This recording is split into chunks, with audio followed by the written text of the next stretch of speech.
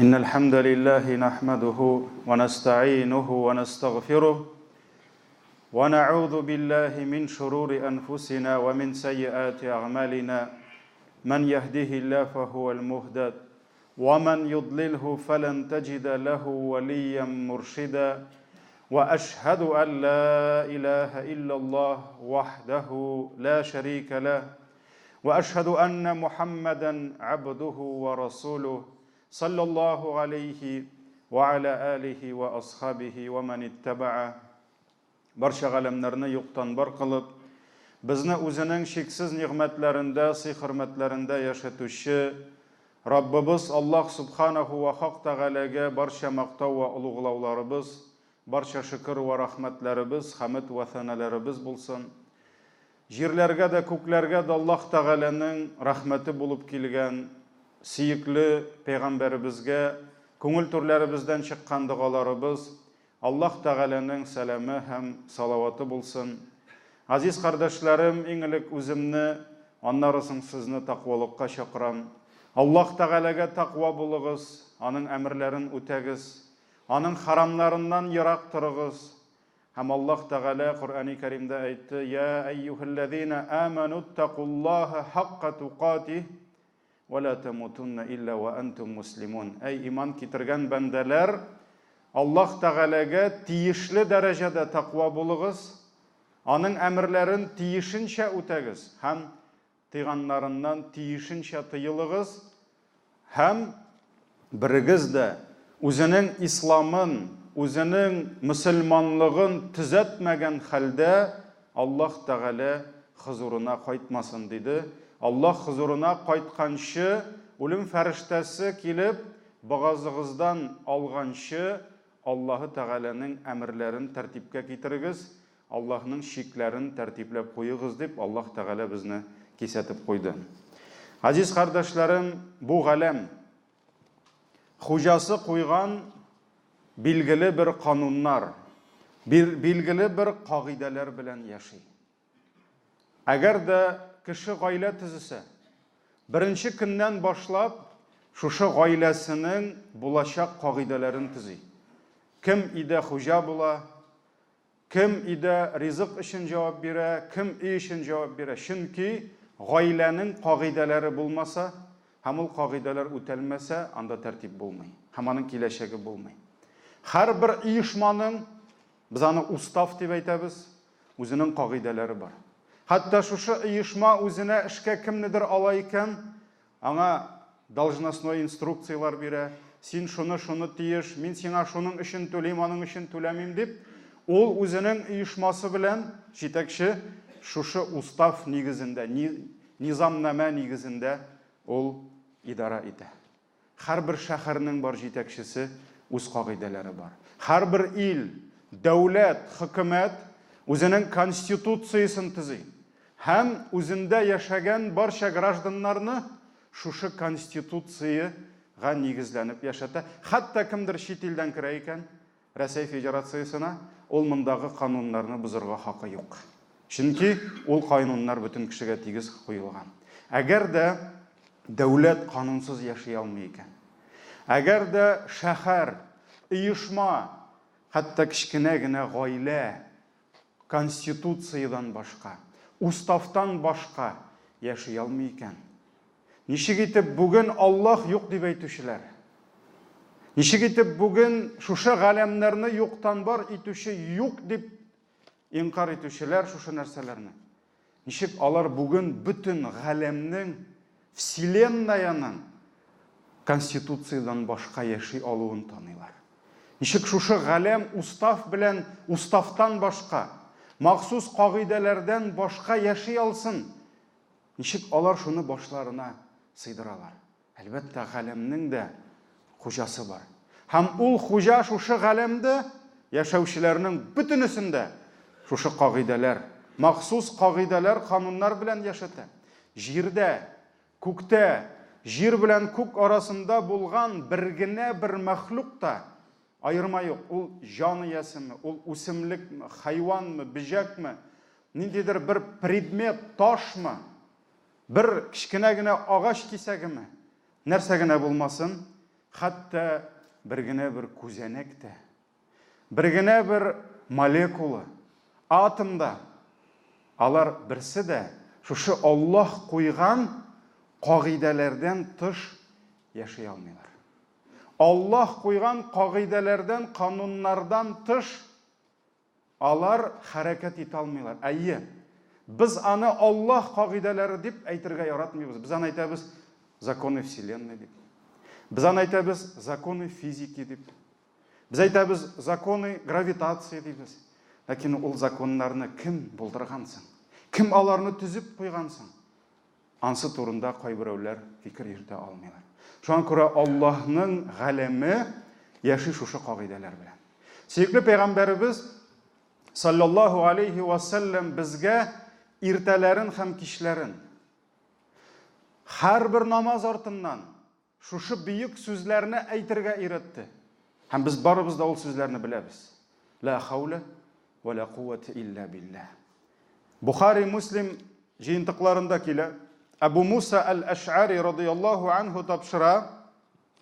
Бер вакыт Аллаһның илчесе миңа шундый сүзләр белән эндәште ди. Я Абдуллах ибн Кайс. Әй Абдулла ибн Кайс дип әйтте ди. Мин үземнең исемемне ишеткәч, шундук ләббәйкә я Расулаллах дип кычкырдым ди. Ягъни мин синең каршыңда, мин монда, яй Аллаһның илчесе дип сөенеп килеп баса каршына.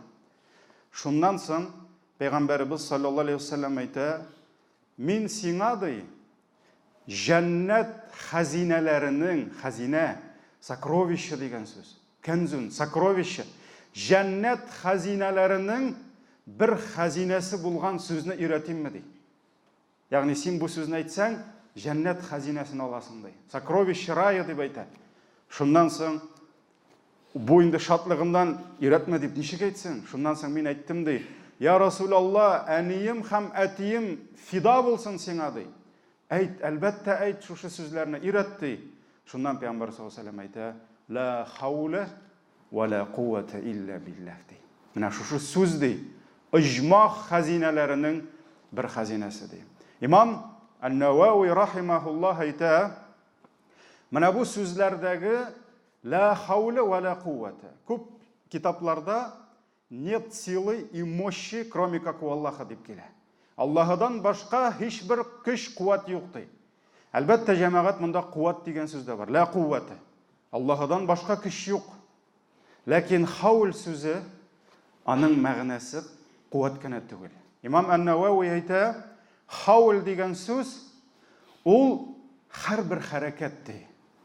Хаул дигән сүз ул бер нәрсәнең бер хәлдән икенче хәлгә күчүе ди. Бер хәлдән икенче хәлгә күчүе ди, мөмкин түгел ди. Бер хәлдән икенче хәлгә күчә алмый, бер урыннан икенче урынга күчә алмый ди. Һәм бер генә бер хәрәкәт тә итә алмый бер әйбердә. Ягъни бер әйбердә дигән сүз монда бөтен частица, бөтен молекул, атом, нейрон керә, бөтен әйбер керә монда. Аллаһы Тәгаләнең әмреннән, Аллаһының көченнән башка ди. Шуңа күрә менә бу ла хаула дигән сүзне әйткәндә без бөтен галәмне күз алларга тиеш.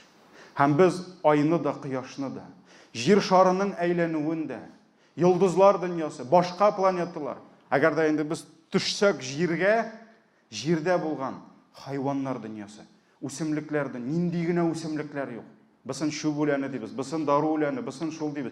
Нинди генә агачлар юк табигатьтә. Агачларның һәрберсенең төзелеше, яфрак яруы, чәчәк атуы, җимеш бирүе, ул яфракларның саргаюы, кыелуы, нинди генә хайван юк, нинди генә кош юк, нинди генә бижәк, насекомыйлар юк, хәшәрәтләр юк, нинди генә диңгезләрдә организмнар юк, нинди генә җан ияләре юк.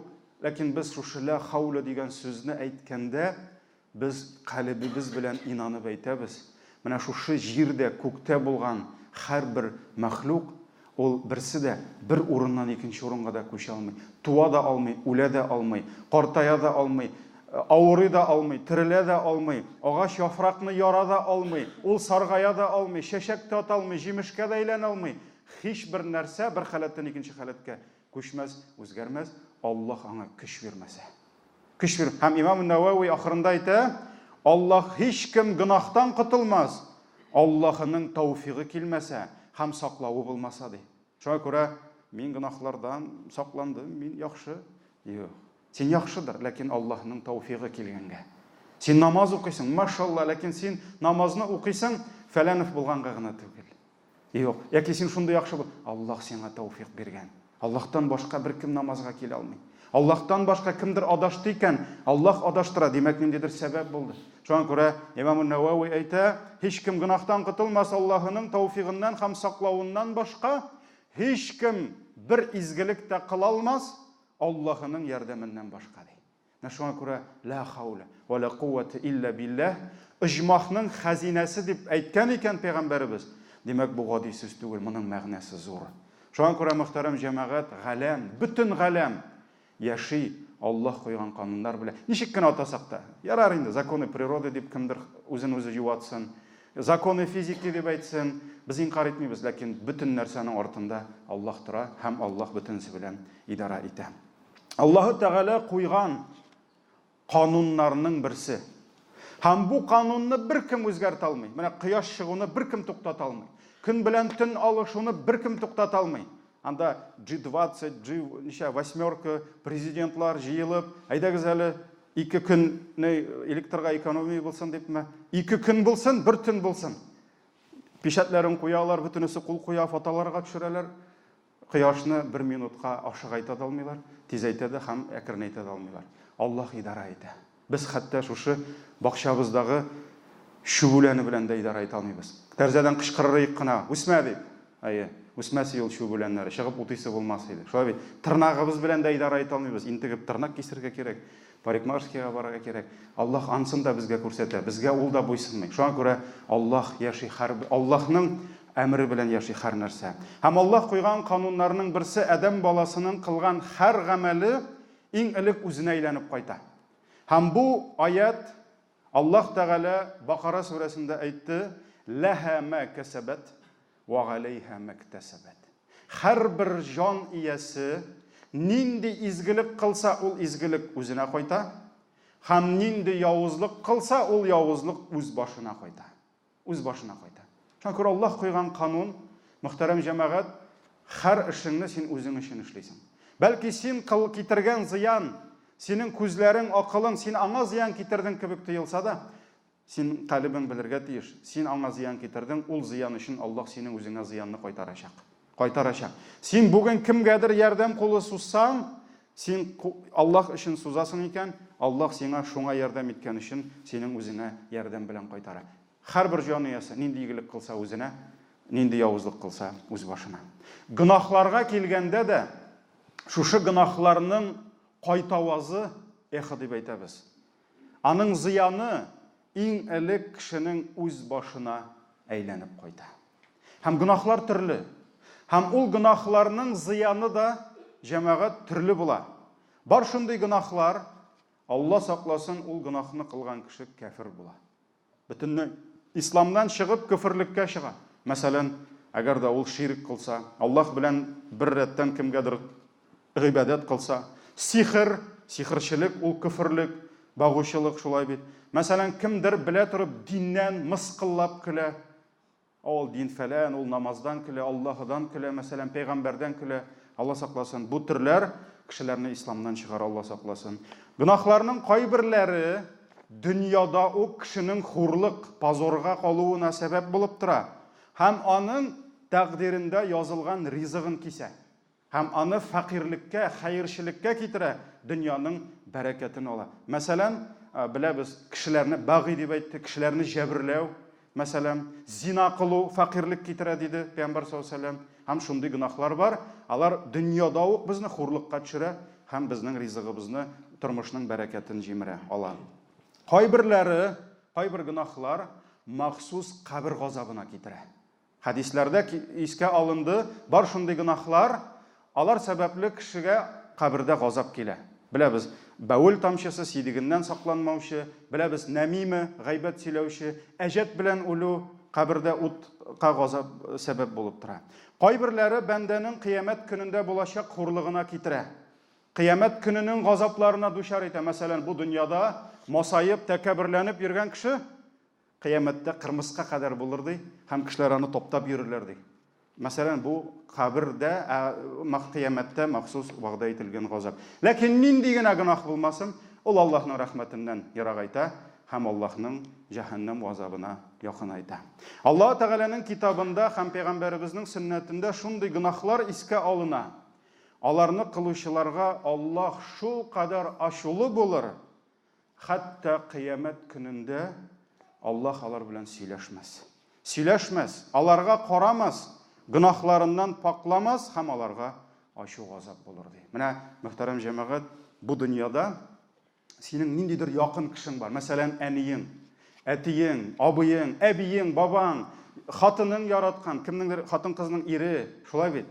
Һәм син ул кешене шул кадәр үпкәләттең, ниндидер җинаятың белән, начарлыгың белән, яки Алла сакласын, син аны шул кадәр рәнҗеттең, ул синең белән сөйләшми. Син әниең янына киләсең дә, әнием дисең, ул сиңа шул кадәр үпкәләгән, ул син белән сөйләшми. Син каршына чыгасың, ул икенче якка карый. Һәм менә шунда, әгәр дә ул сиңа чыннан да якын кеше икән, чыннан да синең гынахың бар икән, синең ишеңдә ут яна башлый. Син нишләргә белмисең, син гафу сорыйсың, ләкин ул син белән һаман сөйләшми, һәм ул шул кадәр авыр була. Менә җәмәгать, күз алдына китереп булмый. Кыямәт көнендә син кайттың Раббыңа, монда дөртләп җәһәннәм яна, монда тетелгән йон кебек таулар очып йөри, фәрештәләр калтыранып тора, пәйгамбәрләр калтыранып тора, һәм син Раббыңнан сүз көтәсең, ул синең белән сөйләшми. Аллаһ әйтә, фәрештәләр, Аллаһ синең белән сөйләшми ди. Юк, сөйләшми. Синең көтәсең, Аллаһ сөйләшми. Һәм бар шундый гынахлар, ул гынахларны кылган кешеләр белән Аллаһ сөйләшмәячәк, һәм гынахларыннан пакламаячак. Шуларның бер ничәсен генә искә алып китәсем килә. Пәйгамбәрбез саллаллаһу алейхи ва саллям әйтте. Абу Зар радиллаһу анху тапшыра, бу сахих Муслимда килә. Пәйгамбәр саллаллаһу алейхи ва саллям әйтте, 3 кеше ди, Аллаһ алар белән сөйләшмәс ди. Аллаһ аларга карамас ди. Карамаячак Аллаһ Тәгалә ул бәндәләренә. Ва ла юзаккихим, аларны гынахларыннан пакламас, гынахларын гафу итмәс. Ва лахум азабун алим, һәм аларга каты газап булыр ди. Шуннан соң Абу Зар әйтә, я Расулаллаһ, кемнәр соң ул ди? Кем? Аллаһ алар белән сөйләшми, аларга карамый, аларны гынахларыннан пакламый, аларга каты газап була. Кемнәр алар ди? Пәйгамбәр саллаллаһу алейхи ва саллям һаман дәвам итә, алар хәсрәттә булырлар ди. Алар бөтен нәрсәләрен югалтыр, они потеряют все ди. Все, алар все потеряют ди шул вакытта. Шуннан соң Абу Зар сорый, я Расулаллаһ, кемнәр соң ди? Пәйгамбәрбез 3 мәртәбә кабатлап әйтә, алар бөтен нәрсәләрен югалтачаклар ди. Алар хәсрәттә була, они потерпят убыток ди. Шуннан соң әйтә Пәйгамбәр саллаллаһу алейхи ва саллям, беренчесе ди, тәкәбберлек белән киемен сүрәп йөрүчеләр ди. Тәкәбберлек белән киемен, монда инде ирләргә карата сүз бара. Мәсәлән, элек без инде ирләр дә киделәр, итәк киделәр, һәм беләбез киноларда, ниләрдә күрсәтәләр кайвакыт, патшалар шулай итәкләрен сүрәп баралар. Сүрәп баралар. Менә бу кешеләр турында тәкәбберлек белән киемен сүрәп йөрүче диде. Шуннан соң Пәйгамбәр саллаллаһу алейхи ва саллям дәвам итте. Үзенең товарын ди базардамы, кибеттәме, ялган ант белән сатучы ди. Мәсәлән, аның товарын алсыннар өчен кемдер килә дә, бу әйбәтме? Валлаһи әйбәт. Валлаһи, валлаһи беләсеңме, шундый яхшы бу. Әлбәттә, мөселман кешесе машиналарга килгәч, әгәр дә машинаның хуҗасы валлаһи, валлаһи дигән, ул шана бит инде. Һәм нәрсә? Ялган ант белән, валлаһи төрле антлар биреп, ул шушы нәрсәсен саттыручы, хәтта тиешеннән артыгын алучы, шулай бит, ялган белән. Һәм Пәйгамбәр саллаллаһу алейхи ва саллям әйтте, әл-мәннән диде. Әл-мәннән. Ягъни, кемгәдер нәрсәдер биргәндә, шуны хәзер интектерә. Карале, мин сиңа теге вакытта бүләк иткән идем бит. Каясың ул? Кая? Әйбәтме ул? Әйбәтме? Нәрсәдер гел шуны искә төшерә. Гел шуны искә төшерә. Ниндидер күчтәнәш биргәндә, син теге күчтәнәшне ашадымсың әле? Ашадымсың әле? Ашадым инде, рәхмәт, рәхмәт. Икенче килгәч тагын син теге тәмле булдымы? Тәмле булдымы? Рәхмәт инде, тәмле булды, тәмле. Ягъни, Аллаһ өчен бирдеңме? Оныт син аны, субханаллаһ. Шөкрә интектерә. Менә шушы кеше турында әйтте. Шулай ук икенче бер хәдис Абу Хурайра радиллаһу анху да килә. Бу сахих Муслимда. Пәйгамбәр саллаллаһу алейхи ва саллям әйтте, 3 кеше диде, Аллаһ кыямәт көнендә алар белән сөйләшмәс, һәм аларны гынахларыннан пакламас, аларга карамас та ди, һәм аларга каты газап булыр ди. Беренчесе шейхун зани. Қарт зинашы дей. Қарт зинашы дей. Не үшін Пeygamber саллаллаху алейхи ва саллям зинашы ғана демеді? Чөнки булырга мөмкин яшь зинашы. Ягъни аның қаны қайный яшь кешенең. Аңа бер төрле гынах. Әмма ләкин картайган сайын, улыгайган сайын кешенең шахваты сүнә.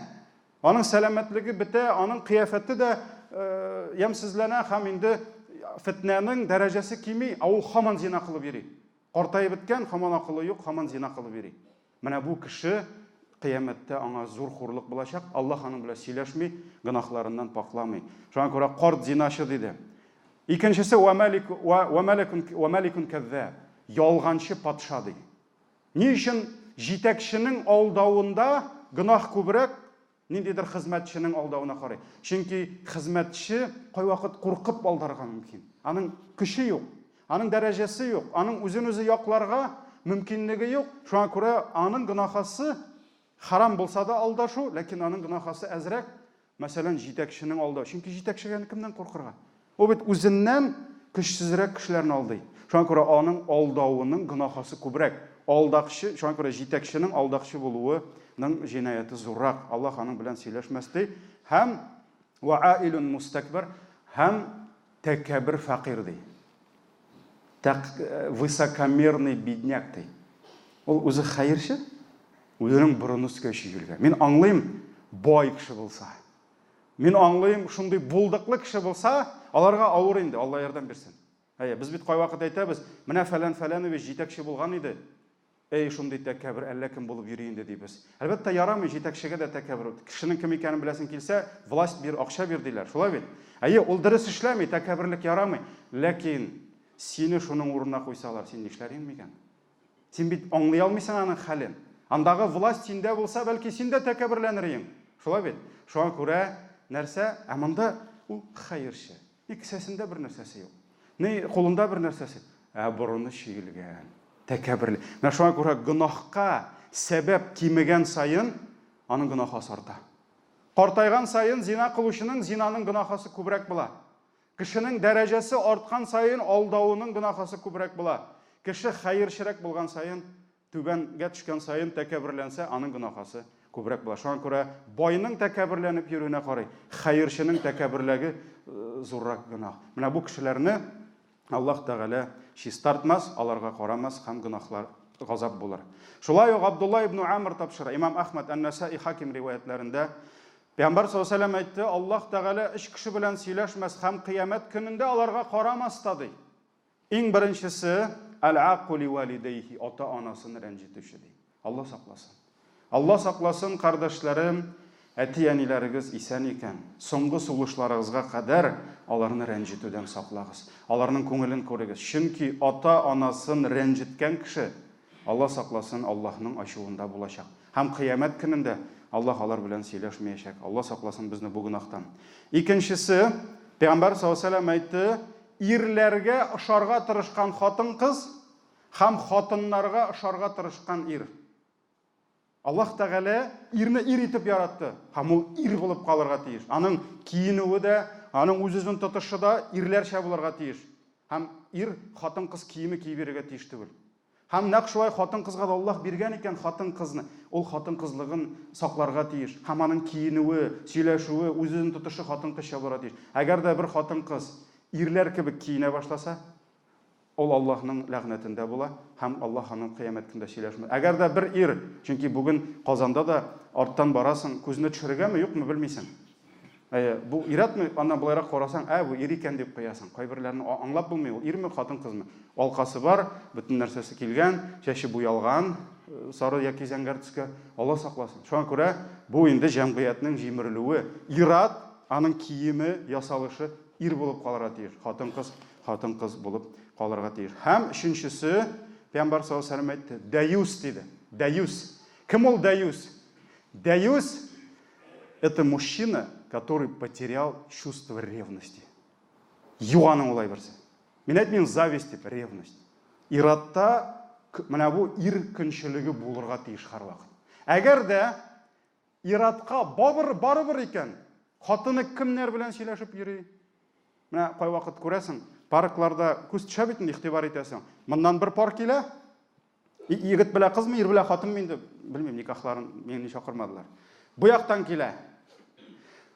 Моның бу егет белән күрешмәй, бу егет моның кызын барып кочаклый, ә бу егет моныкын кочаклый. Һәм үбә. Бәлки алар туганнардыр, белмим. Ләкин бу ни хәл? Туктайын, ул бит синең хатының, йөргән кызың икән, синекедер бит инде ул. Шуңа күрә кем ул дәюс? Аның якыннары булган хатын кызларының азгынлыгына битараф кеше, аның әнисе кемнәр белән сөйләшә, кемнәр белән аралаша. Аның кызы бунда килеп бер җигет алып китәне, бер җигет китереп куя, тегенең белән араша, һәм моның эчендә ут кайнамый икән, димәк ул дәюс. Һәм Пәйгамбәр саллаллаһу алейһи икенче бер хадистә әйтте, ла ядхулул җанната дәюс диде. Дәюс җәннәткә керми диде. Ему там не место. Һәм менә бу хадистә дә өченчесе итеп Пәйгамбәр саллаллаһу алейһи ва саллям дәюсне алды. Һәм соңгысы җәмәгать, соңгысы Абдулла ибн Амр радиллаһу анху тапшыра, бу Имам Ахмад ан-Насаи, бу Абу Дауд риваятында килә, һәм Имам ан-Насаида килә хадис, Пәйгамбәр саллаллаһу алейһи ва саллям әйтте, хатыны белән җинси мөнәсәбәт вакытында арт ягыннан кергән кеше Аллаһ кыямәттә аңа карамас диде. Ягъни беләбез, исламда, әлхәмдүлилләһ, бар ир белән хатын арасы, җинси мөнәсәбәт, бу якынлык кылу әдәпләре бар, бөтенесе дә бар. Әлхәмдүлилләһ, анда тыюлар бик аз, ләкин катгый тыюлардан беләбез, хатын кыз белән якынлык кылырга ярамый. Месячный вакытында, айлык күрем вакытында бу харам булып тора. Һәм йомыш үти торган арт ягына Пәйгамбәр саллаллаһу алейһи ва саллям әйтте, Аллаһ кыямәт көнендә аңа карамас ди, аның белән сөйләшмәс ди. Һәм Имам Ахмад Абу Дауд риваятында килә, мәл'унун ман ата имраатан фи дубуриха ди. Кем хатынының арт ягына якынлык кылса, Аллаһ аны ләгънәт кылыр ди. Ягъни каргар аны, проклят ул диде. Шуңа күрә җәмәгать, менә бу берничә хадис, бу гынахлар сәбәпле Аллаһ кыямәттә карамас, гынахларыннан пакламас һәм алар белән сөйләшмәс диде. Я Раббым, безне гынахлардан сакласаң иде, безгә тақвалык бирсәң иде. Баракаллаху лана ва лакум фил Qur'анил азим ва нафa'на бил аяти ва зикрил хаким иннаху хувал гафурур рахим.